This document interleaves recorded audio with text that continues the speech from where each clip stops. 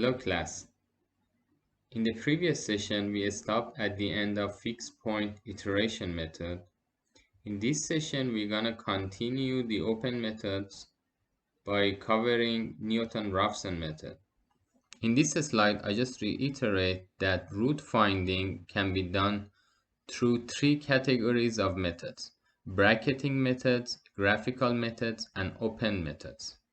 In the previous section, as I said, we covered fixed point method. In this section, we're going to go through Newton-Raphson method, which I should say it is the most common method that is used for root finding. But before we start with Newton-Raphson method, I thought it's very important and very helpful that we review the concept of Taylor series expansion, because we use the concept of Taylor series expansion to define Newton-Raphson formula. So Taylor series expansion is an infinite sum of terms expressed in terms of a function's derivatives at a single point, let's say at x equal to a. So if we know the values of the function and its derivatives, for example f prime, f double prime, and so on and so forth, at a point like x equal to a, then we can approximate the function in the proximity of x equal a using Taylor series expansion. But again, Taylor series expansion in theory has infinite terms, but we cannot continue writing these terms indefinitely. So we stop at some point. In other words, we truncate the series at some point, and instead of the remaining terms, we just introduce an error, which is called the truncation error. So I intentionally use capital T in here to differentiate between the truncation error and the true error. But in fact, based on this definition, this error is the difference between the true value of function at x and the approximation of the function at the same point. So it is a true error, but the type of error, or the reason that this error is introduced, is because of truncation. So we cannot indefinitely continue with the terms. We stop at some point, and depending on where we stop, we will have a partial sum of Taylor series. So the partial sum formed by the first n plus 1 terms is called the nth Taylor polynomial of the function. Because if you look at the expression, these are all polynomials. For example, if we just keep the first two terms, this is the first Taylor polynomial. If we keep the first three terms and discard the rest, we will have second Taylor polynomial. I think at this point it is best if I give you an example of Taylor series expansion using Excel. I've prepared this spreadsheet so we can solve an example of Taylor series expansion. The function that we're going to consider here is fx equal to x to the power of 5 plus 3x to the power of 4 plus 2x cubed plus x plus 1. But in reality, we don't know this function. So we assume that the function fx is unknown, but the values of the function and its derivatives are given at a certain point, let's say at x equal to 1. And we want to use Taylor series expansion to approximate the value of the function at another point, which is close enough to x equal to 1, let's say at x equal to 2. And finally, we want to see how the number of terms affects the accuracy of our approximation. So I wrote the function and derived its derivatives in here. So I have the function, its first derivative, second derivative, and so on. And after its fifth derivative, basically the rest will be all zero. So I just stopped here. And I evaluated the function and its derivatives at point A, which is 1. So the function itself is 8, f prime is 24, f double prime is 68, and so on. But in reality, we don't have these parts. So let's, just to be clear, highlight all of this in kind of gray. And we also don't know the function itself.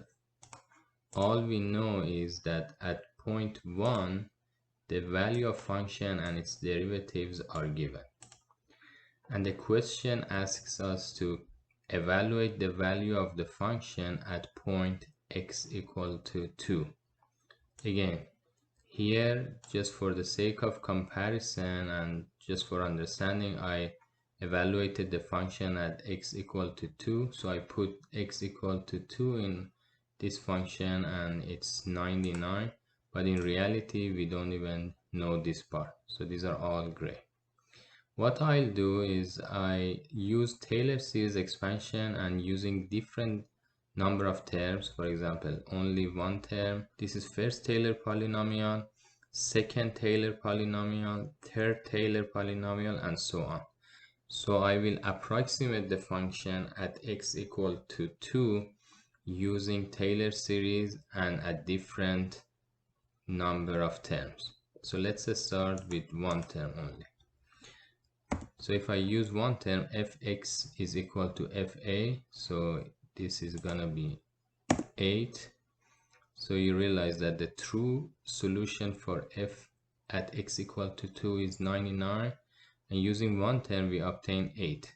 So the true error in here, which is as a result of truncation, will be true solution minus approximation, which is 91. The first Taylor polynomial approximates the value of function as fa plus 1 over 1 factorial is basically 1, so I just didn't bother adding that in here. So we have fa plus f prime at a times x minus a.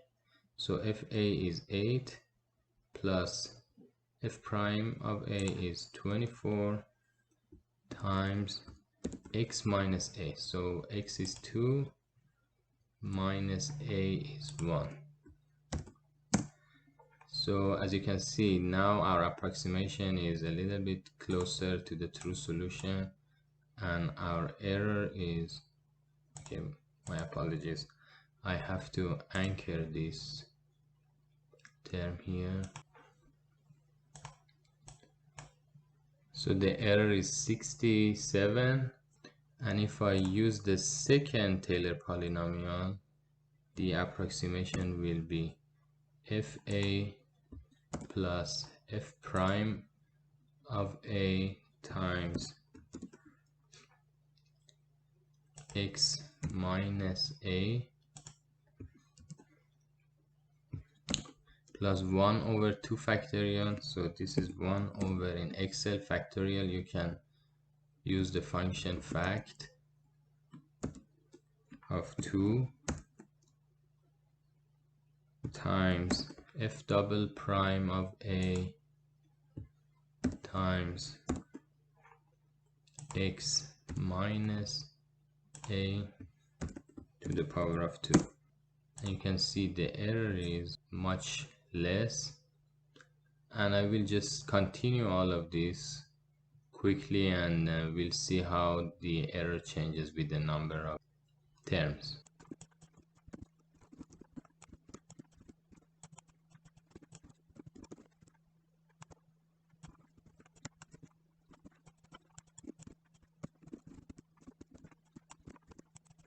So technically, when I'm using the fifth Taylor polynomial, which includes 6 terms, 1, 2, 3, 4, 5, and 6, the approximation is exact. So I'm getting the exact value of f at x equal to 2, and my error is 0. And the reason is the function was a fifth order polynomial, so basically after the fifth derivative the rest are all 0. So regardless of truncation or not, the Taylor series approximation ends after 6 terms and the rest are all 0. So this is basically the exact solution. Now that we understood how the Taylor series expansion or approximation works. Here I'm going to show you the same thing graphically.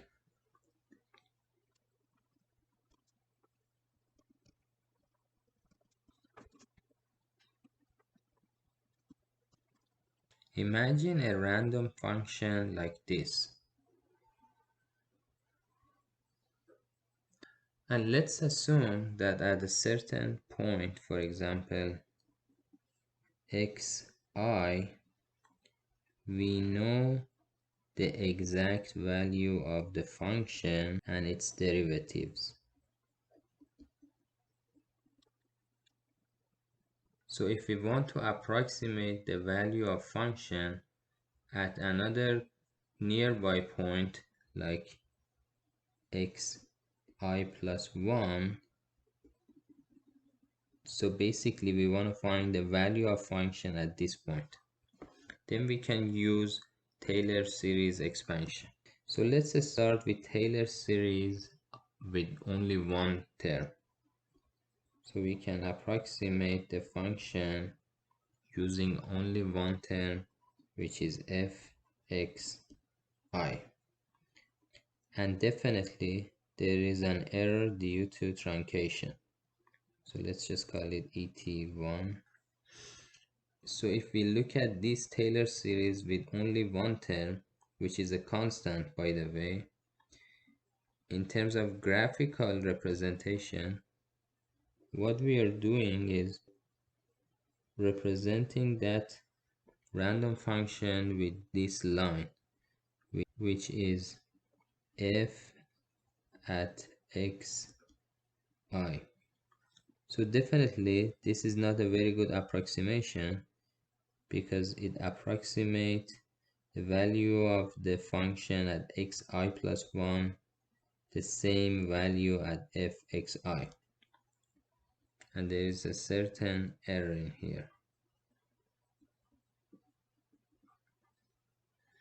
So what we can do is we can add one more term to Taylor series and write fx is equal to f at xi plus 1 over 1 factorial, which is 1 times f prime of xi times x minus xi plus the truncation error in this case, which I call it et2. And if I show this graphically, it would be a line that at xi passes through the same point, because if we replace x with xi, the second term will be 0 and fx will be equal to fxi. So I will have a line that passes through the same intersection, but instead of being a horizontal line, its slope will be equal to the slope of my blue curve at xi. So it will be a line like this. So this time I'm estimating fx at xi plus 1 much closer to the real value or true value, and the error of truncation is this tiny error in here. So you can see as we add more terms to the Taylor series expansion, the approximation becomes more accurate and we get closer to the true value. Now I'm gonna stop at this point, so I'm not gonna add any more term to the Taylor series expansion. We're gonna use the first Taylor polynomial, and I'm just gonna do some mathematical manipulation on that. So let me change the color and maybe use blue. So let's assume that our goal is not approximating the function at xi plus 1. Okay, now let's redefine our goal. Let's assume that our goal is not to find the value of function at a random point xi plus 1 in here, but we want to find the function at this point, which is indeed the root of function. So what I'll do is I just change xi plus 1 to this point, and assuming that I know the value of fxi and f prime of xi, I want to estimate the value of fxi plus 1 at this point. So what I'll do is I'll just rewrite the Taylor approximation, replace x with xi plus 1, and then instead of using equal sign, I use the approximation sign. Now on the right hand side, I have fxi plus f prime of xi times xi plus 1 minus xi. And because I use the approximation sign, I can just ignore the error. Basically what we are saying is the value of fxi plus 1 is approximately equal to the right hand side of this equation. And because we chose this point to be the root of the function, the left hand side of this approximation is 0. So 0 is almost equal to fxi plus f prime of xi times xi plus 1 minus xi. And now if I rearrange this expression, I can write f prime of xi times xi plus 1 is almost equal to f prime of xi times xi minus f of xi. And then if I divide the both sides of equation by f prime of xi, I'll get xi plus 1 is almost equal to xi minus f of xi over f prime of xi. And this expression forms the heart of Newton-Raphson method, as I'll explain next. Just to be more clear, let me add in here that the reason we assume that the left hand side of the expression is 0 is because we assume that xi plus 1 is a root of function. Now let me start the Newton-Raphson method. Again, I will write the steps on the left and I'll give you an example on the right. The question description is solve the equation of fx is equal to 0. For our example, let's solve the same equation that we considered in the previous session, which is x squared plus 3x plus 2 is equal to 0. And we know upfront that the roots are minus 1 and minus 2. So the first step in Newton-Raphson method, like other iterative methods, is to assume an initial guess. So I can call the initial guess xi. So normally if we are at the very beginning of the approach or the procedure, we call it x0, and as we continue the iteration, I is the counter, so it will just increase. So in this case, if you remember, when we use the fixed point iteration method, our x0 was 0. The second step is to calculate the values of f at xi and f prime at xi.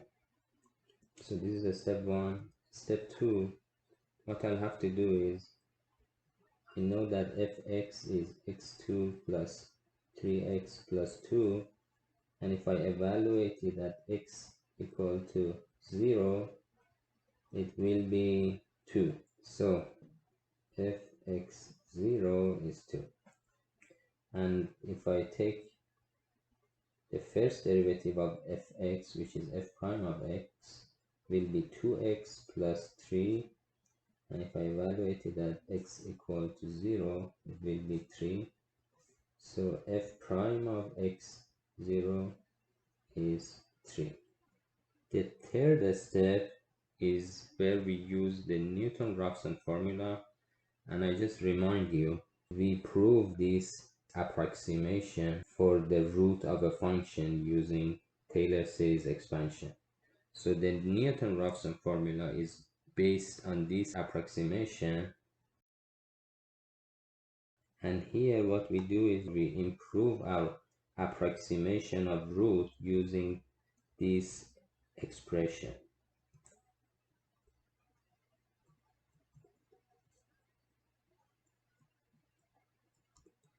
So if I do the same thing for our example, x I plus 1, which will be x1, is equal to x0 minus f at x0 over f prime at x0. Consequently, x1 will be 0 minus 2 over 3, or minus 0.66. And step 4 will be, just to be consistent with the previous lectures, I call these steps. Step 4 will be to calculate the error, which, as I said, we calculate the approximate relative error epsilon a, and it's defined as the absolute of xi plus 1 minus xi divided by xi plus 1, and we express it in terms of percentage, so we have this. So if I calculate the error for my example, it will be xi plus 1, or x1, is minus 0.66, xi is x0, which is 0, divided by minus 0.66, which is 100%. Step 5 and last step is to check whether the absolute of error is less than our pre-specified tolerance. If the answer is yes, we have to stop the iteration and claim that we found the approximation of the root within the acceptable tolerance. If the answer is no, we have to continue the iteration by going back to step 1 and using the new approximation of the root as our initial guess. So this time xi will be xi plus 1. So let's say in our example, if I want to be consistent with the previous session, we said that the pre-specified tolerance is 1%, so our relative error is larger than our pre-specified tolerance, and we have to continue the iteration. So I will continue the rest of iterations in Excel. Okay, so I just repeat the problem description. We want to solve the equation of x squared plus 3x plus 2 equal to 0 using Newton-Raphson method.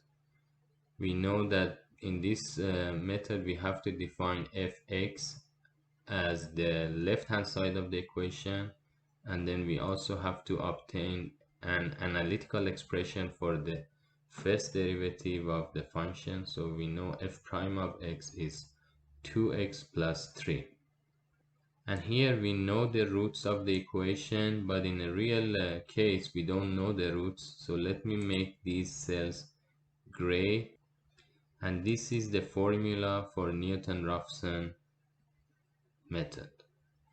So my initial guess was 0, and then based on this formula I can calculate my next approximation of the root, which is x1.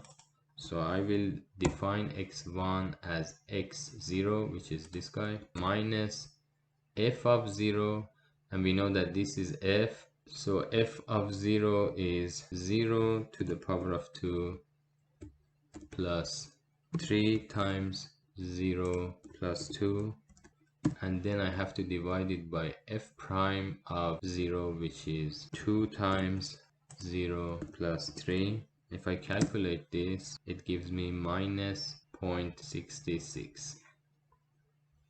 And if I want to calculate the approximate relative error, it is equal to absolute of x1 minus x0.